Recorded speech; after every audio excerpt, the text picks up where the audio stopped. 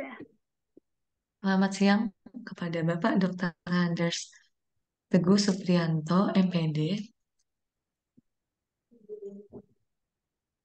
Pada siang hari ini, saya sebagai perwakilan dari kelompok saya, sebagai moderator, di sini saya eh, izin untuk mempresentasikan hasil kelompok saya. Pertama-tama, eh, izinkan saya untuk memperkenalkan nama kelompok-kelompok eh, dalam presentasi pada siang hari ini. Yaitu yang pertama ada saya sendiri, Jessica Dia Ayurini dengan NIM 710142111. Kemudian ada teman saya yang bernama Fenty Nurkasana dengan NIM 71014212161. Di sini kita mengambil tema yaitu perbuatan yang dilarang dalam UU ITE. Tanpa berlama-lama, eh, mari kita lanjut saja kepada materi selanjutnya. Materi selanjutnya saya persilakan kepada Saudari Fenty untuk dapat dilanjutkan.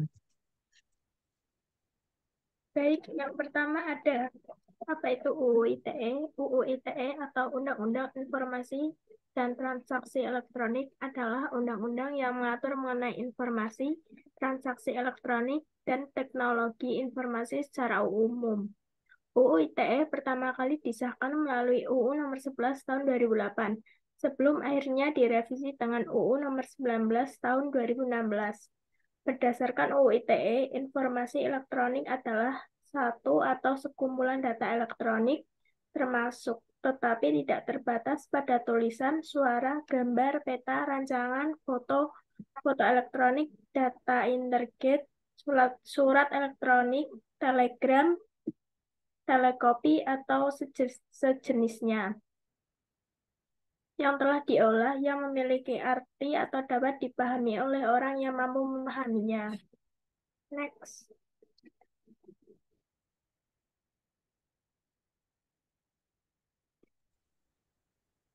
Selanjutnya, Ya, di sini kemudian ada fungsi UU ITE. Fungsinya tersendiri itu ada tiga. Yang pertama ada mencerdaskan kehidupan bangsa sebagai bagian dari masyarakat informasi dunia. Kemudian yang kedua ada mengembangkan perdagangan dan perekonomian nasional dalam rangka meningkatkan kesejahteraan masyarakat. Lalu yang ketiga ada memberikan rasa aman, keadilan, dan kepastian hukum bagi pengguna dan penyelenggara teknologi informasi. Bisa dilanjut kepada Saudari Fanti. kemudian ada asas UU ITE.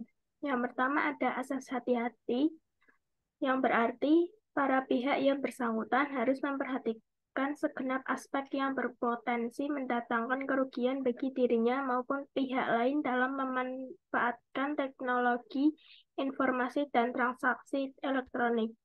Yang kedua ada asas itikat baik, berarti para pihak dalam melakukan transaksi elektronik tidak bertujuan untuk secara sengaja dan tanpa hak atau melawan hukum mengakibatkan kerugian bagi pihak lain tanpa sepengetahuan pihak lain tersebut. Selanjutnya,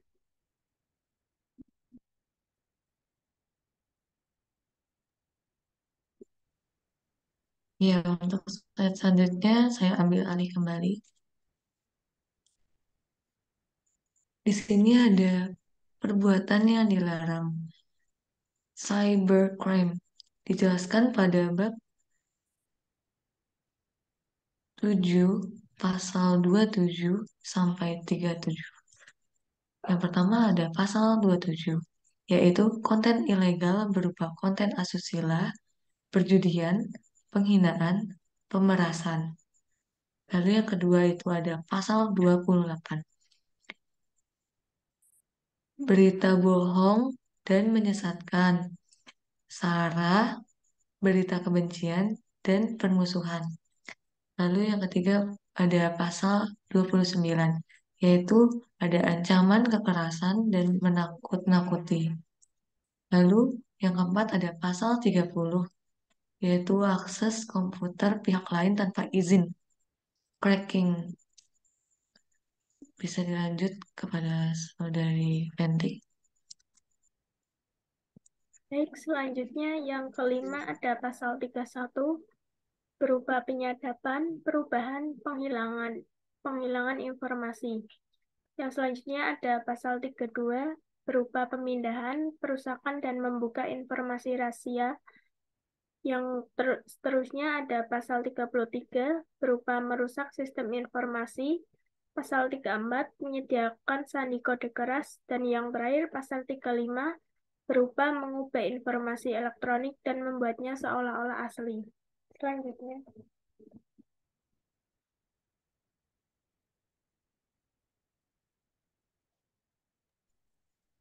Iya, saya lanjutkan. Selanjutnya di sini ada contoh perbuatan yang dilarang UU ITE. UU No. 19 tahun 2016 tentang perubahan UU No. 11 tahun 2008 tentang informasi dan transaksi elektronik. Yang pertama di sini ada menyebarkan video asusila. Perbuatan pertama yang dilarang dalam UU ITE adalah orang yang dengan sengaja dan tanpa hak mendistribusikan atau mentransmisikan dan membuat dapat diaksesnya informasi elektronik atau dokumen elektronik yang memiliki muatan yang melanggar kesusilaan. Ini diatur dalam pasal 27 ayat 1 UU ITE. Kemudian ada yang kedua, yaitu judi online. Pasal 27 ayat 2 UU ITE memuat larangan perbuatan yang bermuatan perjudian.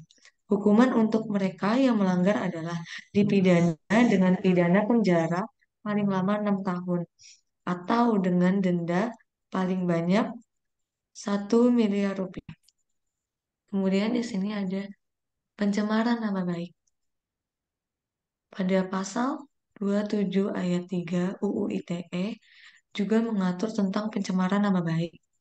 Pelaku yang dijerat dengan pasal ini bakal dipidana dengan pidana penjara paling lama 4 tahun atau dengan denda paling banyak 750 750 juta rupiah. Selanjutnya pada revisi UU nomor 19 tahun 2016 dijelaskan bahwa ketentuan pada pasal 27 ayat 3 merupakan delik aduan. Di sini yang keempat, contohnya ada pemerasan dan pengancaman. Orang-orang yang melakukan pemerasan dan pengancaman juga berpeluang dijerat pada pasal 27 ayat 4 UU ITE. Hukumannya adalah dipidana dengan pidana penjara paling lama 6 tahun atau dengan denda paling banyak 1 miliar rupiah. Lalu yang kelima, contohnya yaitu berita bohong. Berita bohong juga dilarang pada pasal 28 ayat 1 UU ITE yang berbunyi bahwa setiap orang dengan sengaja dan tanpa hak menyebarkan berita bohong dan menyesatkan yang mengakibatkan kerugian konsumen dalam transaksi elektronik. Bagi para pelaku penyebar berita bohong, akan dipidana dengan pidana penjara paling lama 6 tahun atau dengan denda paling banyak 1 miliar rupiah. Lalu yang terakhir ada contohnya yaitu ujaran kebencian. Orang yang menyebarkan informasi dengan tujuan untuk menimbulkan rasa kebencian atau permusuhan individu maupun kelompok masyarakat tertentu berdasarkan asas suku, agama, ras, dan antar golongan atau SARA juga merupakan perbuatan yang dilarang dalam pasal 28 ayat 2 UU ITE.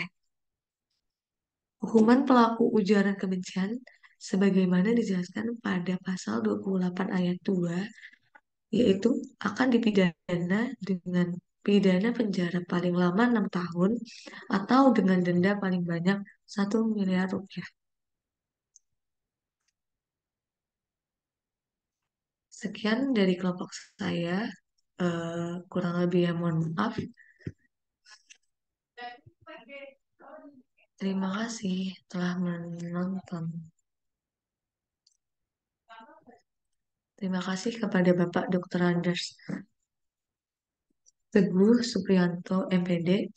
Eh, Sampai di sini saya akan menutup presentasi pada siang hari ini.